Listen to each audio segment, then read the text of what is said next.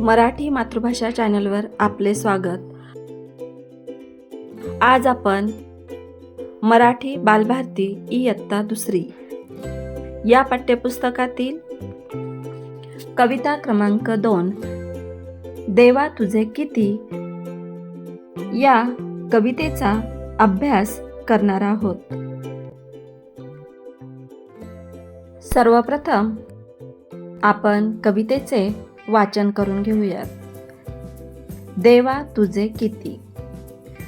ऐकूया, गाऊया.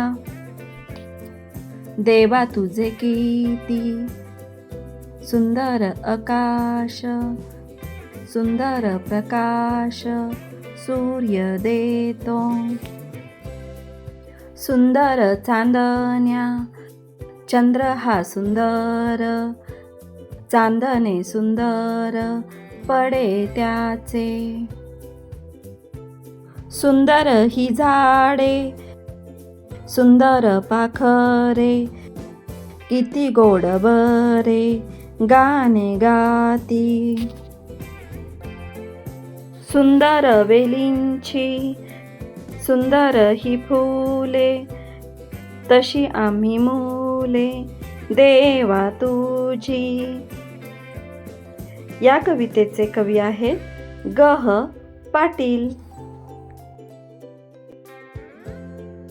आता आपण या कवितेचे स्पष्टीकरण पाहूयात. इथे चित्रात बघा, हा मुलगा दिसत आहे. हा मुलगा काय म्हणत आहे? हा मुलगा म्हणत आहे की देवा तुझे किती सुंदर आकाश आहे, आणि त्या आकाशातून सुंदर प्रकाश कोण देतं? सूर्य. आकाशातून सुंदर प्रकाश सूर्य देतो. तर हा मुलगा म्हणत आहे की देवा तुझे इतके सुंदर आकाश आहे, आणि त्या सुंदर आकाशातून सूर्य सुंदर प्रकाश देतो. सुंदर चांदण्या चंद्र हा सुंदर, चांदणे सुंदर पडे त्याचे. पहा, इथे ही मुलगी आहे ना, ही मुलगी काय म्हणत आहे? चांदण्या, चांदण्या कशा आहेत? सुंदर. आणि चंद्र सुद्धा सुंदर आहे. चांदणे सुंदर पडे त्याचे. सुंदर चंद्राचे सुंदर चांदणे पडतात, असं ही मुलगी या ठिकाणी म्हणत आहे. मुलांनो, पुढील चित्र बघा.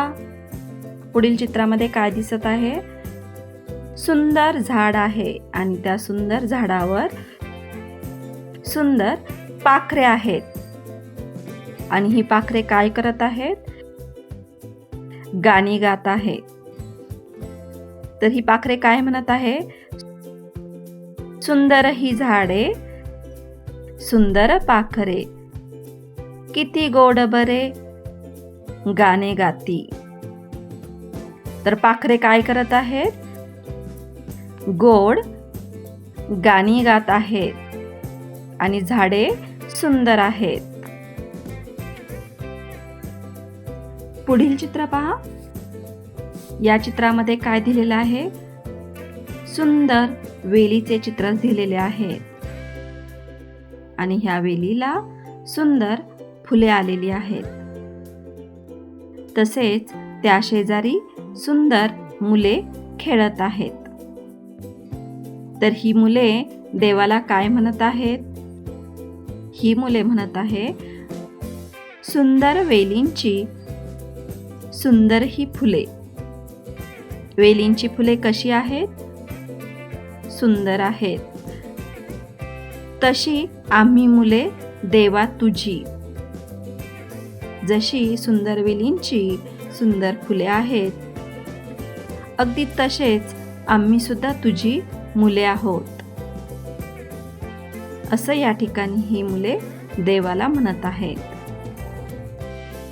मुलांनो, अतिशय सुंदर अशी ही कविता आहे. तुम्ही या कवितेचे वाचन करा, कविता पाठ करा. व्हिडिओ आवडला असेल तर व्हिडिओला लाईक करा.